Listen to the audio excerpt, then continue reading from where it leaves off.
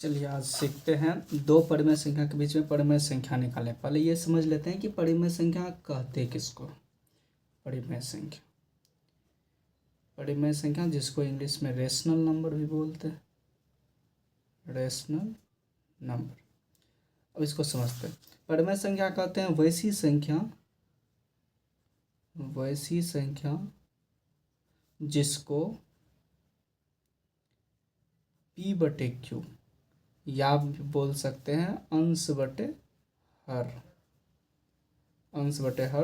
के रूप में लिखी जा सके,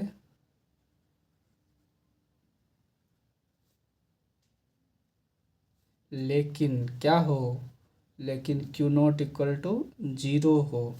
Q यदि 0 के बराबर हो जाएगा तो अनडिफाइंड वैल्यू हो जाता है, इसीलिए Q नॉट इक्वल टू 0 होना जरूरी है।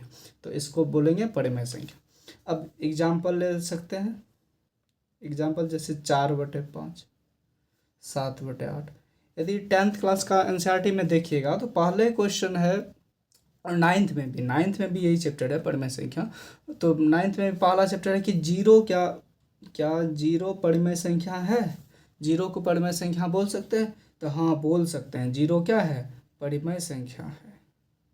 जीरो परिमेय संख्या। अब एक क्वेश्चन और फेवरेट आता है, आप किसी भी क्लास में होंगे तो ये आता है कि पाई क्या है। पाई अपरिमेय संख्या होता है। अब इसको हम समझेंगे डिटेल चैप्टर में आगे भी, और थोड़ा यहाँ भी समझ लेते हैं। अपरिमेय संख्या, लेकिन पाई इक्वल टू कितना होता है 22/7।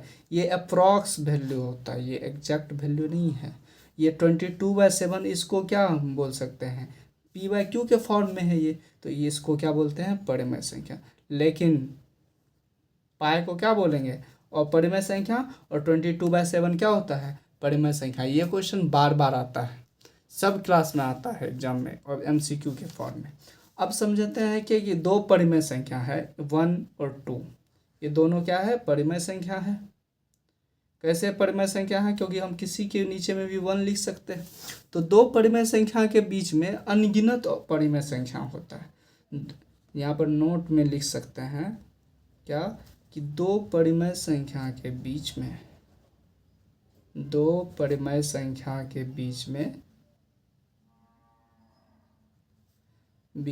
अनगिनत परिमेय संख्या होता है। अनगिनत या इनफाइनाइट भी बोल सकते हैं, अनगिनत परिमेय संख्या होता है। परिमेय संख्या होता है। अब इसी पे क्वेश्चन आएगा कि दो परिमेय संख्याओं के बीच में परिमेय संख्या निकाले या तीन परिमेय संख्या निकाले। जैसे क्वेश्चन क्या है, क्वेश्चन नंबर है 4 और 5 के बीच में, 4 और 5 के बीच में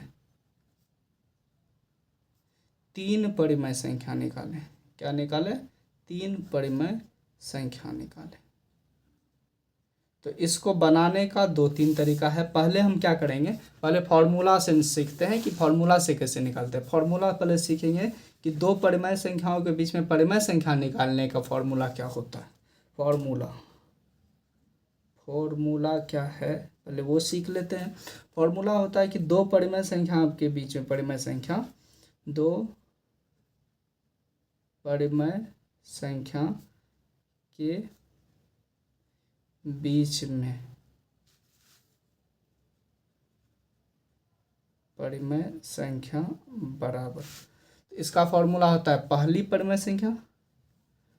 संख्या प्लस क्या, दूसरी संख्या। पहली संख्या प्लस दूसरी संख्या, अब बटे में क्या 2।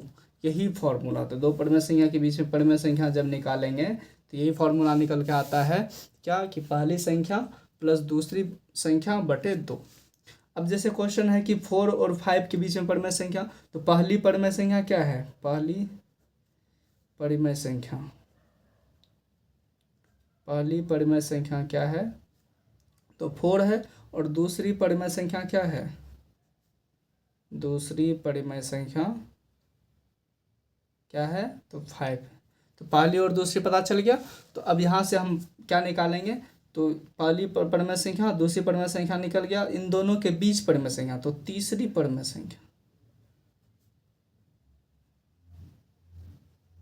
तीसरी परिमेय संख्या इक्वल टू हो जाएगा पहली प्लस दूसरी, तो 4 + 5 बटे में क्या 2, तो ये आंसर हो गया 9/2। तो 9/2 भी तो परिमेय संख्या। अब इसको देखिएगा गौर से, तो 9/2 होता है कितना 4.5, और 4.5 4 से ज़्यादा है और 5 से ये कम है। तो इसका मतलब ये है कि इन दोनों के बीच में ही आएगा। 4.5 4 और 5 के बीच में ही ना आता है, तो वो 4 दोनों के बीच में आया। अब चौथी परिमेय संख्या निकालने के लिए जाएंगे, चौथी परिमेय संख्या निकालेंगे। अब बात आता है कि किसको पहला माने किसको दूसरा, किसी को भी मान सकते हैं, किसी को भी। इसको 4 को भी ले सकते हैं, पहला 4 मान लेंगे और दूसरा मान लेंगे 9/2, क्योंकि हम पहला दूसरा तो मान चुके हैं। हम नहीं, मन ऐसा भी कर सकता है कि पहले 5 को ही मान लेते हैं, दूसरा 9/2 करेंगे। इसीलिए जब भी आंसर इसका आता है तो वो क्या होता है कि इस आंसर में लिखा हुआ रहेगा कि इसके अलावे भी आंसर हो सकता है। इसका यही रीज़न है कि इसके अलावे भी, मतलब कुछ भी आंसर आ सकता है, लेकिन जो भी आंसर आएगा वो 4 और 5 के बीच में ही होगा इस क्वेश्चन में। तो अब इसको हम मान लेते हैं कि पहला परिमेय संख्या 4 है और दूसरा परिमेय संख्या क्या है 9/2, और फॉर्मूला से बाय 2 होता है। अब यहाँ पर 4 + 9 करेंगे तो 4 × 2 + 9, और ये में बाय 2 है, बाय में क्या है 2 है। अब इसका सॉल्यूशन करेंगे तो कितना हो जाएगा 8 + 9, और ये 2 और ये 2 के साथ मल्टीप्लाई हो जाएगा 17/4। अब गौर से देखिएगा तो 17/4 4 से ज़्यादा है, 4 4 = 16, और 5 से कम है क्योंकि 4 5 = 20 होता है। तो इसका मतलब ये दोनों के इस तरीके से हम निकाल सकते हैं। ये तो पहला तरीका हुआ। अब इसको बोलते हैं फॉर्मूला से, लेकिन इसको तुल्य भिन्न बना करके भी निकाला जा सकता है। जो 7 क्लास में पढ़ते थे कि तुल्य भिन्न निकाल के दो परिमेय संख्याओं के बीच में परिमेय संख्या निकालने का, वो कैसे पढ़ते हैं वो देख लीजिए। जैसे मान लीजिए कि 4 और 5 है, 4 और 5 के बीच में, 4 और 5 के बीच 3 परिमेय संख्या निकालना है। 3 परिमेय संख्या निकालेंगे तो कैसे निकालेंगे, तो 4 और 5 के बीच में बात कर रहा 3, जितना बोला जाए उसमें 1, 3 बोला तो कितना है 1 बढ़ा देंगे 4 हो जाएगा। तो 4 से क्या करेंगे, ऊपर भी मल्टीप्लाई कर दें नीचे भी मल्टीप्लाई। क्या इससे कोई फर्क पड़ेगा, नहीं पड़ेगा। क्या है नहीं पड़ेगा, क्योंकि ये दोनों कट जाएगा, मल्टीप्लाई होकर के वही 3 बचेगा। तो यहाँ से हम बोल सकते हैं इसको 4 3 4 = 12, और ये हो जाएगा 4 12/4। इसको काटना नहीं है, काटेंगे तो फिर से वही 3 आ जाएगा। अब 5 में भी ऊपर 4 नीचे 4, ये कितना हो जाएगा 20/4। ये दोनों इक्वेशन आ गया। अब ये हर यदि बराबर है तो इन दोनों के बीच में लिख सकते हैं, क्या आ सकता है 13/4, 14/4 और 15/4 और 16/4, जितना मन करे उतना लिख सकते हैं। ये ध्यान में रखना है, यदि 3 परिमेय संख्या बोला तो 1 जोड़ करके ऊपर नीचे मल्टीप्लाई करना है। यदि 4 बोलेगा तो 1 जोड़ करके 5 से ऊपर नीचे मल्टीप्लाई करना है। ऊपर नीचे मल्टीप्लाई करने से कोई फर्क नहीं पड़ता है।